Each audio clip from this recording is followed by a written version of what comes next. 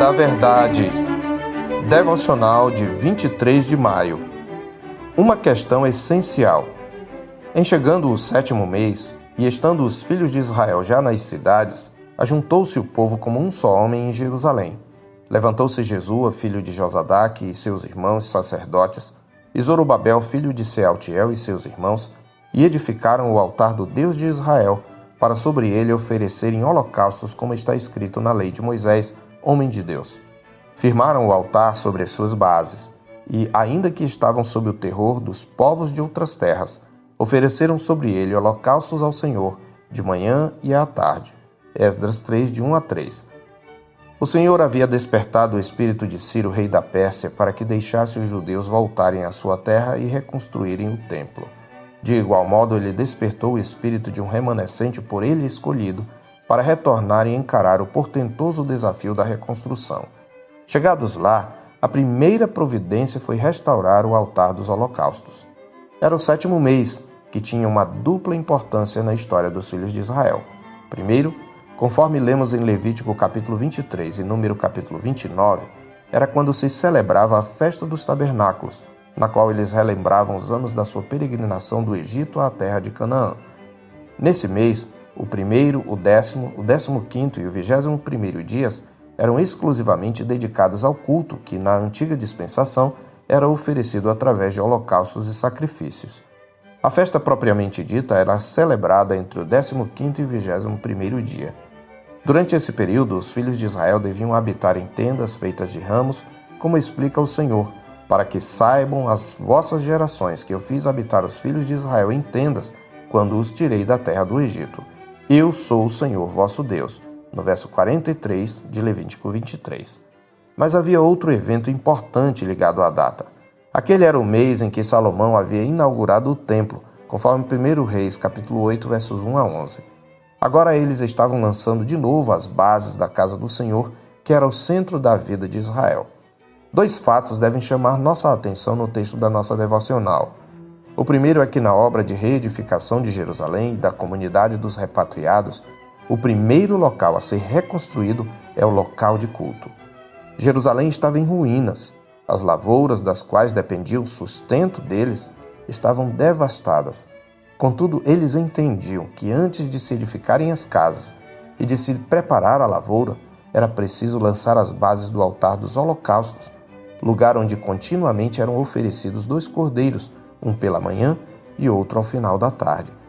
Já vimos em devocional anterior que o fogo contínuo, exalando o sacrifício de um cordeiro pela manhã e outro à tarde, simbolizava primeiramente o acesso contínuo à presença de Deus por meio do sangue do cordeiro, que prefigurava o cordeiro vivo de Deus, que haveria de ser imolado por nossos pecados, o precioso sangue, como de cordeiro sem defeito e sem mácula, o sangue de Cristo, conhecido com efeito antes da fundação do mundo e manifestado nos fins dos tempos por amor de vós, conforme 1 de Pedro 1, 18 e 19.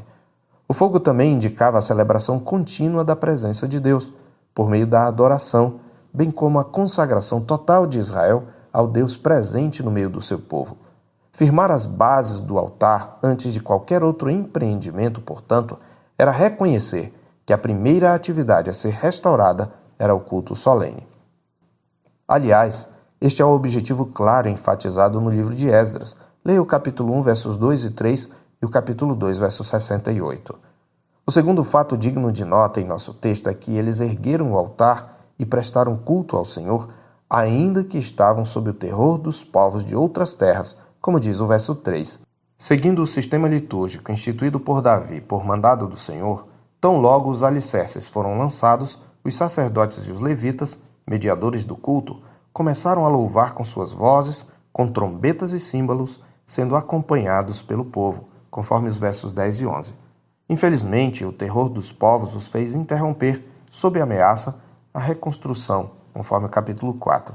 A obra só foi retomada cerca de 15 anos depois, por meio do ministério dos profetas Ageu e Zacarias, que repreenderam o povo por sua acomodação e inversão de prioridades. Leia o capítulo 5 e também os livros de Ageu e Zacarias. De qualquer forma, na priorização da construção do altar e do templo, no ajuntamento solene mesmo sob o terror dos povos e na repreensão dos profetas, vemos a importância que Deus dá ao culto solene presencial como atividade essencial na vida do seu povo.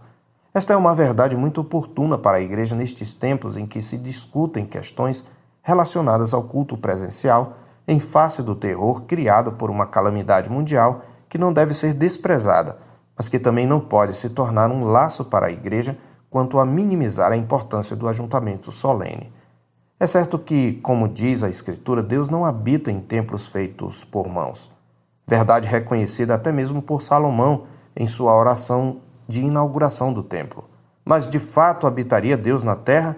Eis que os céus e até o céu dos céus não te podem conter, quanto menos esta casa que eu edifiquei, reconhece ele em 1 Reis, capítulo 8, verso 27.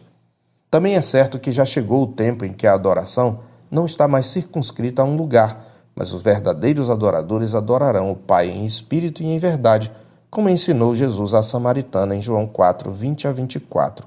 Entretanto, uma coisa é o lugar da adoração, outra bem diferente é o ajuntamento. E embora Deus não estabeleça um local específico, ele nunca prescindiu do ajuntamento em sua palavra. E a igreja sempre reconheceu a importância de estarem reunidos no mesmo lugar, mesmo em tempos calamitosos. Lembremos-nos que alguns cristãos dos primeiros séculos, por causa da perseguição, reuniam-se em catacumbas, mas não abriam mão de se reunir. E cristãos que estavam abandonando suas congregações pela mesma razão foram advertidos em Hebreus 10, 25, e não deixemos de congregar-nos, como é costume de alguns. Antes façamos admoestações, e tanto mais quanto vedes que o dia se aproxima. A Escritura não deixa dúvidas. A adoração pública presencial é essencial à vida da igreja e deve ser mantida ainda que estejamos sob o terror de todos os povos. E ainda que devamos tomar providências para adorar de maneira a preservar a saúde da comunidade, não devemos deixar de cultuar, ainda mais movidos pelo temor de homens. Eu sou o pastor Marcos Augusto, pastor da Terceira Igreja Presbiteriana de Boa Vista, em Roraima. Tenha um bom dia na paz do Senhor Jesus.